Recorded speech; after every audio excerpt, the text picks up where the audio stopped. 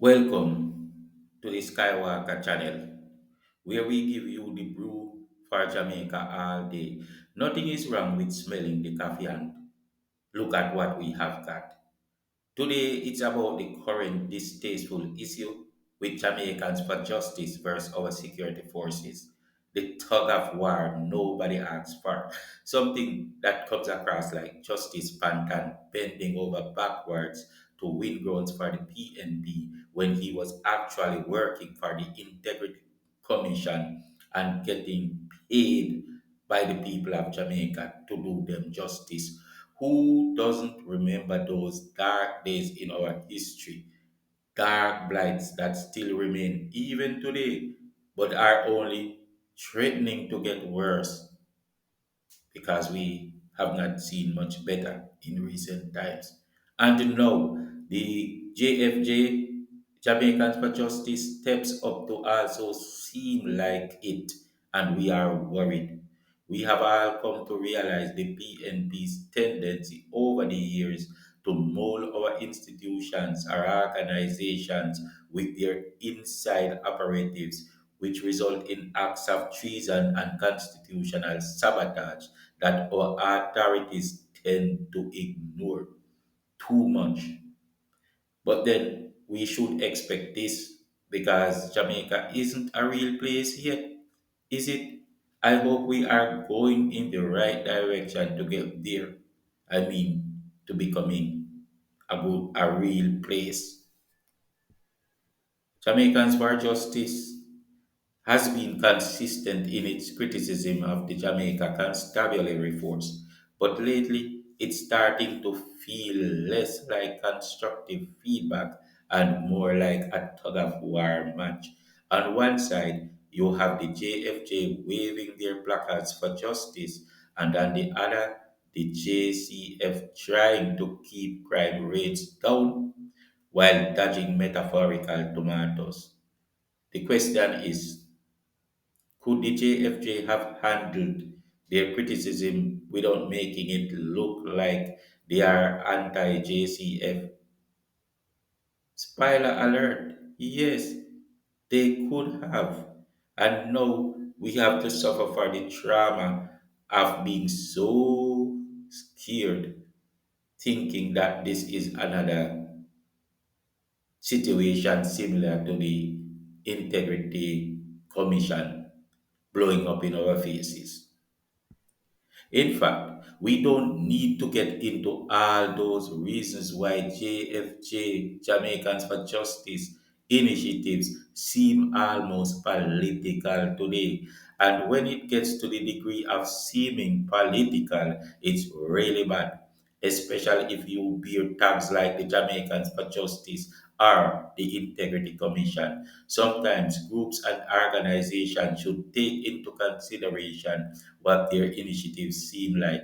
Perception is an important thing. Mhm. Perception is important. Here is the thing, timing and tact are everything. Jamaica has been under siege by criminals for years, with law abiding citizens feeling like extras in a crime drama they didn't audition for. The JCF has been making strides in reducing crime, but instead of a pat on the back, they are getting a slap on the wrist. It's one thing to see justice it's one thing to seek justice in isolated cases, but when the criticism starts to feel like a broad brush attack, it's no longer about accountability, it's about optics. JFJ's approach often comes across as showing more care for the gangsters than the security forces. No, we are not saying they are handing out Best Criminal Awards, but the lack of sensitivity toward the challenges faced by the JCF is glaring.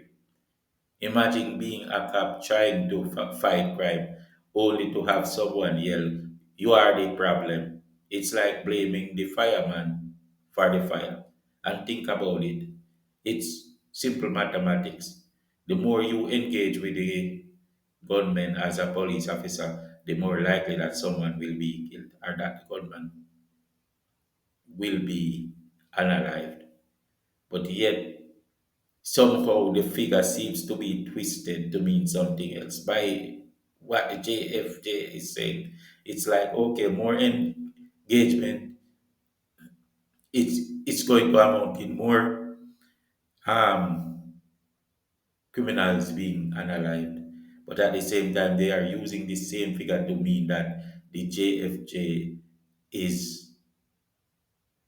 doing more extrajudicial killings because the crime is done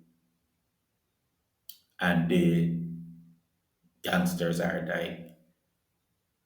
I think it more correlates with the fact that the gangsters are dying, so the crime is going down. And if it's a case of police engaging with gangsters, then why say we see the crime going down? So why say it's because the police are just doing extrajudicial killing? Now the JFJ might come and say, no, that's not what we are saying, but that's what you make it look like. When you are saying the crime is down, which will naturally correlate to more gangsters being killed because it's being brought down by the fact that the police are engaging with them more often. I mean, you're not making it make sense. You're not making it make sense. What could the JFJ have done differently? For starters, they could have framed their criticism as pro accountability rather than anti police. And I mean, before the people come down on them, they could have done it the first time, get it right the first time, not try to change the script when everything went south, right? For starters, they could have framed their criticism as pro accountability rather than anti police. A little love for the JCF would have not hurt. Maybe we appreciate your efforts, but here's how we can improve together. Kind of, that kind of fight. Instead of making it look like a corrupt cop crisis, they could have focused on the crime and murder epidemic, highlighting isolated cases without overshadowing the bigger picture. There will always be those days when a citizen will rise up and demand justice in claiming that the police wrongfully treated him. There are always those institutions and legal frameworks offered to citizens. We can argue about how effective they are, but we should not use their shortcomings to put a spoke in the wheel of crime fighting, especially at a time when scores of lives are being saved by crime fighting efforts. At the end of the day, it's not what you do, it's how you do it. Jamaica needs both justice and security, and the JFJ and JCF could achieve more by working together than by pulling each other apart. Let's hope for a future where criticism is constructive, timing is thoughtful, and everyone remembers that we are all on the same team, Team Jamaica. That's it from the Skywalker today.